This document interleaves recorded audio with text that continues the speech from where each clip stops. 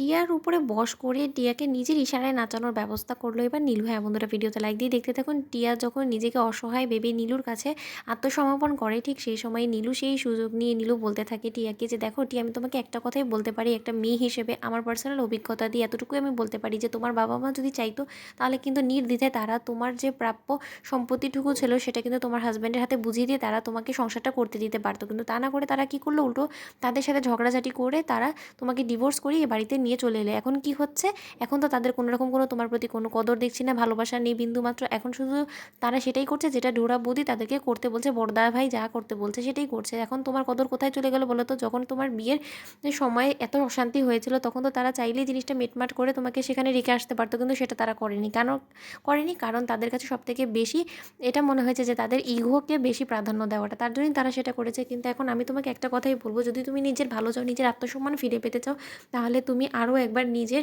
X হাজব্যান্ডের কাছে ফিরে যাওয়ার কথা ভাবো। এই কথা বলা মাত্র টিয়া বলতে থাকে যে সেটা সম্ভব না নীলু, তুমি কেন বুঝতে চাইছো না বলো তো?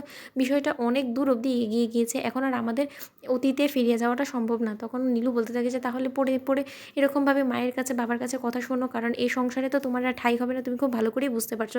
দেখছো না যে মা একের পর এক তোমার জন্য সম্মত নিয়ে এসেই চলেছে, আর তুমি যতবারই রিজেক্ট করছো তার বিপরীতে ডোরা বৌদি তার মায়ের কান ভাঙাচ্ছে কী করে। এখন তুমি ভেবে দেখো না, এখন যদি তুমি তোমার শ্বশুরবাড়িতে থাকতে তাহলে নিশ্চয়ই তুমি সসম্মানে তোমার শ্বশুরবাড়িতে থাকতে পারতে। আর আমার তো মাথায় একটা জিনিসই ঢুকে না, তোমার ছোটদা ভাই বা কেমন যে তখন কোনো রকম কোনো কথা বললো না?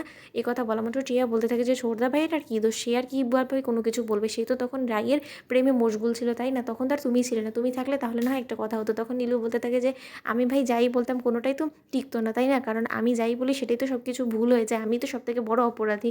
এখন আমি ভালো বলি খারাপ বলি কে আর যাচাই করতে যাবে, আমার কথাটাই বা শুনতে যাবে? তখন টিয়া বলতে থাকে যে না, কেউ শুনুক আর না শুনুক, আমার এখন বেশ মনে হচ্ছে যে তুমি যে কথাটা বলছো সেটা আমার অনেক আগেই করে ফেলাটা উচিত ছিল। কারণ যদি আমি সে সময়ই সব জিনিসটা ঠিকভাবে করতাম, ওদের কথা না শুনে আমি আমার শ্বশুরবাড়িতে মাটি কামড়ে আঁকড়ে ওখানেই থেকে যেতাম, তাহলেই হয়তো আমার জন্য সেটা বেশি সম্মানের হতো। কিন্তু এখন আমি কী করতে পারি নীলু, তুমি আমাকে একটা আইডিয়া দাও না? তখন নীলু বলতে থাকে যে আমি তোমাকে সেটাই বললাম, তুমি আরও একবার তার সাথে যোগাযোগ করার চেষ্টা করো, দেখো তুমি আগের ঘাটা মেরামত করতে পারো কিনা। যদি একবার তুমি মেরামত করতে পারো তাহলে তুমি কেন চাপ সৃষ্টি করবে না বাবার উপরে? তুমি চাপ সৃষ্টি করে বাবাকে বলো যে তোমার যা সম্পত্তি আছে সেই সব কিছু যাতে সে তোমার নামে ট্রান্সফার করে দেয়, তারপরে তুমি তোমার শ্বশুরবাড়িতে গিয়ে তোমার সেই হাজব্যান্ডের কাছে নাম সব কিছু ট্রান্সফার করে দিবে, ইজিলি সব কিছু হয়ে যাবে, আর তোমার সংসারটাও ভাঙলো না।